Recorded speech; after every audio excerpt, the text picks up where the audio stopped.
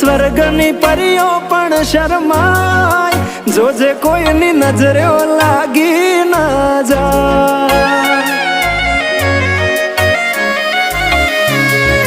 વાલી તું તો રૂપનો કટકો કહેવાય, બારે કાળું ટપકું કરીને નીકળાય, જોજે કોઈની નજરે લાગી ના જાય।